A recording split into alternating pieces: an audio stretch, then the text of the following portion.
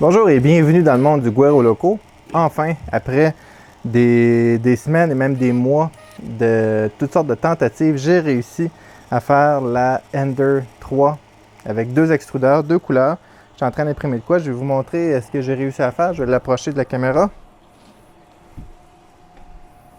Regardez. Une grenouille deux couleurs, rouge et noir.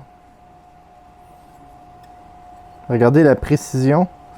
Il n'y a aucun espace entre les couleurs. J'ai aussi imprimé la carte du Guero Loco.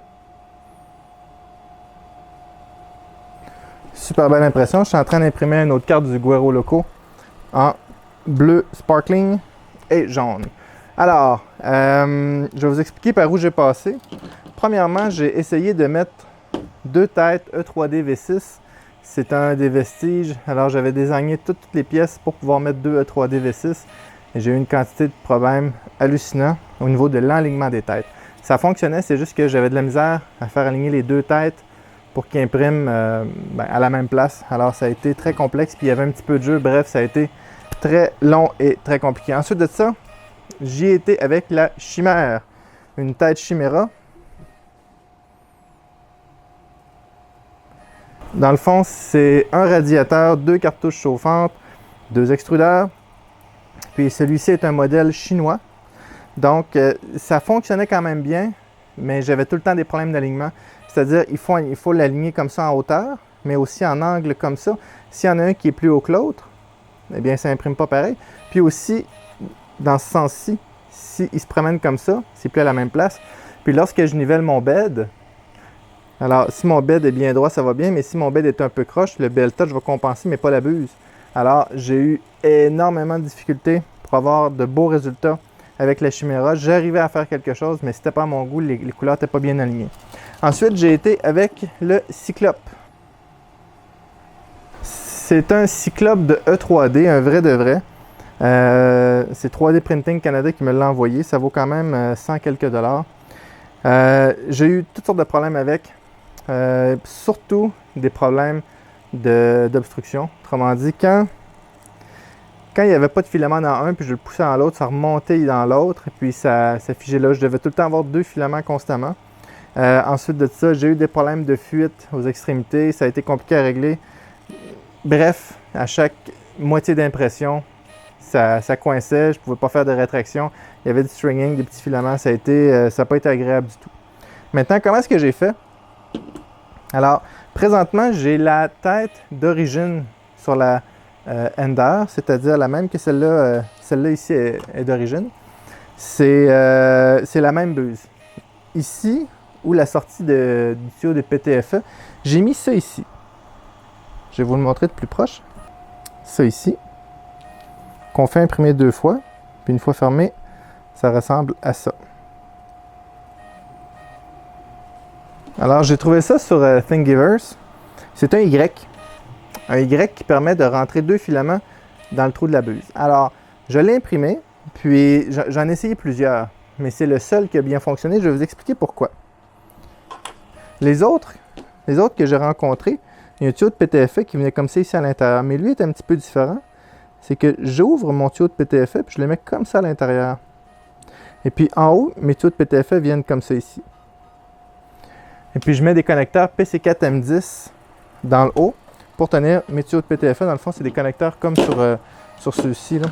C'est relativement standard.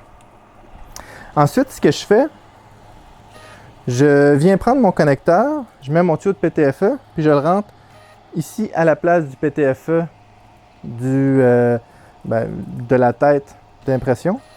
Puis je viens connecter mon extrudeur 1 ici, mon extrudeur 2 ici, et ça marche très bien. Maintenant, il y a quelques particularités qu'il faut savoir. C'est que lors de mon changement de filament, OK? Alors, mon premier filament, alors imaginez que ma pièce est ici, celle-ci, est ici dans les airs. J'ai mes deux filaments. Alors, je pousse mon premier filament, puis j'imprime. Quand c'est le temps de laisser la place à l'autre filament, je dois reculer à peu près de 13 cm pour laisser l'autre imprimer. Le script, je vais vous mettre le lien Thingiverse, parce que c'est pas moi qui l'ai designé, mais la personne explique comment faire le script. Dans le fond, il recule un petit peu, il laisse refroidir 3 secondes. Ensuite, il le recule vite pour pas qu'il y ait de stringing à l'intérieur du tube de PTFE. Puis ensuite, il pousse l'autre rapidement et ainsi de suite. Ça marche super bien. La seule chose, c'est que au lieu de le mettre à, je pense que lui, il était à 10 ou 11 cm par défaut, il a fallu que je le mette à 13 cm parce que mon bout de PTFE est un petit peu plus long. Puis ça marche super bien. Je l'ai installé premier coup. Ici, je l'ai imprimé en polycarbonate. Puis j'ai mis mes extrudeurs de cette façon-ci pour pas qu'il y ait de tension sur la pièce. La pièce est libre, elle n'est pas attachée. Mais du fait que j'ai un extrudeur de chaque côté, la pièce ne bouge quasiment pas parce que ça compense pour la tension des filaments. Puis je peux imprimer à juste un filament si je veux aussi. Pour pouvoir faire ça, de quoi j'ai besoin? Premièrement, j'ai besoin de changer la carte mère de la Ender 3. Alors moi, j'ai mis une MKS Gen L avec 3 drivers TMC 2208 pour l'axe X, Y et Z. Ensuite de ça, pour mes extrudeurs, j'ai mis des 4988 parce que je n'ai pas des LV présentement en main, mais je vais les changer pour des LV éventuellement. Qu'est-ce qu'on a besoin d'autre aussi? On a besoin d'un fil pour le stepper moteur plus long. Alors moi, ce que j'ai fait, j'en avais un très long après ma FLSON. Puis dans le fond, il faut qu'il parte de la boîte contrôleur puis qu'il vienne jusqu'ici. J'ai essayé de mettre les deux extrudeurs de ce côté-ci, tout ça, mais pour les fils, dès que je montais un peu ma tête, ça mettait beaucoup de pression sur mon petit Y, puis ça brisait tout. Donc, j'ai besoin de changer la carte mère. Ensuite de ça, j'ai besoin de rajouter un moteur avec un extrudeur. Moi, j'ai mis 2 extrudeurs Titan de Tevo. J'ai le moteur de Lander plus un moteur de Tevo que j'avais ici. Puis, c'est ça. Puis, je vais mettre les liens du firmware aussi dans les commentaires.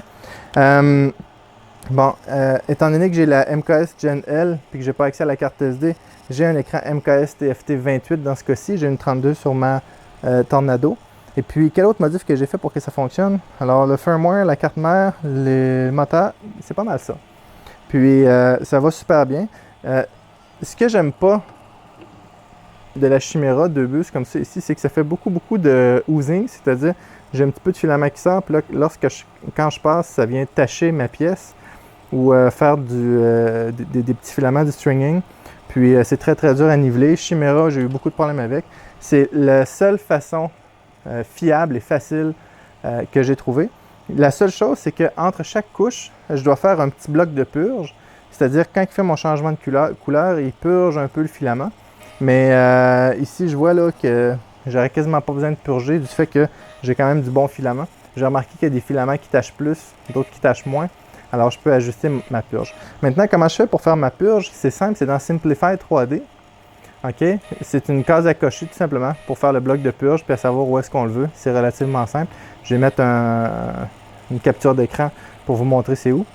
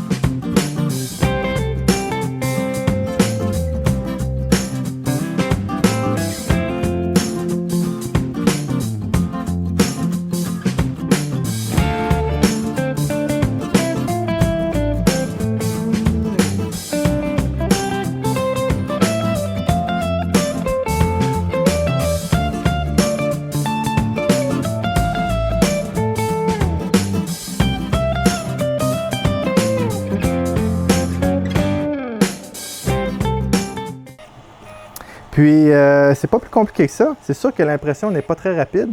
Pour imprimer la grenouille, ça m'a pris pas loin de 10 heures. Mais j'imprime pas vite, justement pour pas avoir de problème lors de la rétraction ou quoi que ce soit. Mais le résultat est fantastique. Puis je me dis que, en passant ça ici, c'était le changement de couleur à toutes les couches.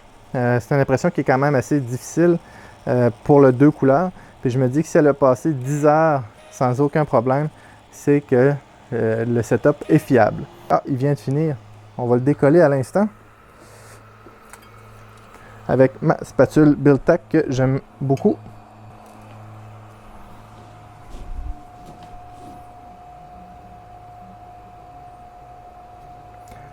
Je sais pas si la caméra le rapporte bien, mais il est transparent avec des brillants dedans. C'est vraiment beau. Puis il y a l'adresse du Guaro Loco, https youtube.com/le Guaro Loco. Ça fait des super belles impressions, c'est droite, c'est facile. Donc comment est-ce que je fais pour préparer mon impression? C'est qu'au début, lorsque je me prépare à imprimer, je fais chauffer ma buse à 200, 205, dépendamment du matériau que vous utilisez. Vous assurez que le filament 2 est sorti du Y. Vous prenez le filament 1, vous le rentrez jusqu'au fond, jusqu'à ce que ça sorte par la buse. D'accord? Ensuite, vous rentrez le filament 2, mais jusqu'à une distance que vous voyez ici. Moi, ce que je fais, je le pousse jusqu'à l'entrée de mon tuyau dans mon connecteur. Puis ce que je fais ensuite, c'est que préalablement, j'ai mesuré la distance qu'il y a de mon connecteur jusqu'à ma buse. Comment je fais ça? C'est simple. Je tire mon filament 1, je mets mon filament 2 pour qu'il commence à sortir à la buse. Puis ensuite, à partir du menu, je fais reculer mon filament. Puis lorsque je vois mon filament sortir, je regarde à combien est-ce que je suis à 10 cm ou 15 cm ou 13 cm. Donc, je le sais que ce que je vais mettre dans mon profil sur mon imprimante, si je mets 13 cm, bien 13 cm, ça arrive ici. Puis ensuite, je repousse mon filament 1.